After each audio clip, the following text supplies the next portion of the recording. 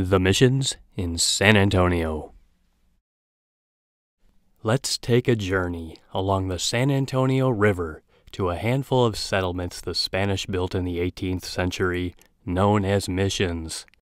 Many missions were constructed throughout Texas for the purposes of converting the natives to a Christian way of life, teaching them new skills, and providing an opportunity to settle the land. Today, these historical structures are a popular tourist attraction. Some still contain operating churches and undergo renovations. 5 missions were positioned along the San Antonio River, which was spring-fed. San Antonio is well known for its Riverwalk, which stretches 15 miles through the city. Each mission can be reached by hiking or biking along the Riverwalk. Of course, you can also drive if you prefer. Most missions are dog-friendly. I know because I visited them with my dog Abbey. Our journey begins with the southernmost mission, Francisco de la Espada. Just south of Interstate 410, you will find Espada west of the San Antonio River. This is the oldest mission in Texas. It was transferred here 40 years after being built. It's the furthest from downtown, but closest to the river. A small wall surrounds the chapel and several other buildings or areas. This was home to a small community nearly 200 years ago. Many churches have been designed with this chapel in mind. Mission San Juan is about a mile north of Espada on the opposite side of the river. It had its own irrigation system and farm. Imagine the horses, goats, and sheep roaming the land. It also has a small wall and contains other buildings.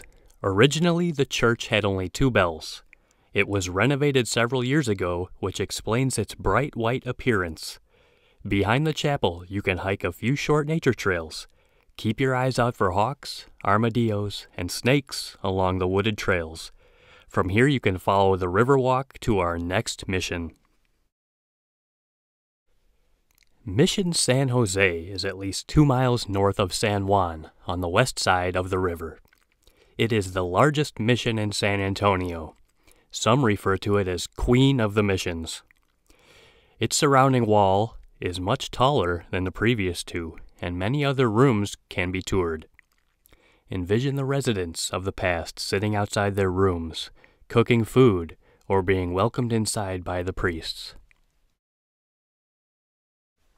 Free guided tours can be taken at San Jose on most days of the week.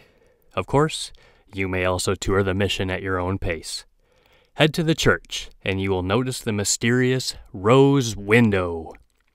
Don't strain yourself trying to figure out its purpose. That's a mystery. Mass is provided 4 times on the weekends. Be quiet and respectful if you visit during this time. Outside the wall, you will find the old grist mill and granary. Continue further, and a nature trail will lead you to Padre Park, Mission Park, and the Riverwalk. The next mission is about 3 miles north of San Jose. Mission Concepcion is on the east side of the river, just south of downtown San Antonio. This is known as the most well-preserved mission in Texas. In fact, it's undergoing renovations right now. There is no surrounding wall at Concepcion, unlike the other missions. There are only a few rooms to tour next to the church, but you can take a short audio tour of this or any mission by visiting worldheritagesa.com. Confluence Park is nearby on the other side of the river. It's not part of the tour, but I thought I'd give it an honorable mention. The final mission is a few miles north, in the heart of San Antonio.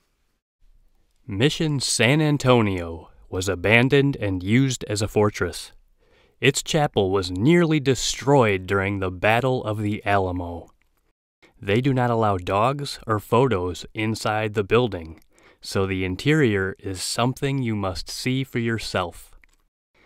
One can only wonder what it must have been like to defend this place to the final breath with no possibility of escape. These are the missions in San Antonio. Visit one at a time or hike along our nation's largest urban ecosystem, the San Antonio Riverwalk. Visit placesforpups.com to find other spectacular places and dog-friendly things to do in San Antonio.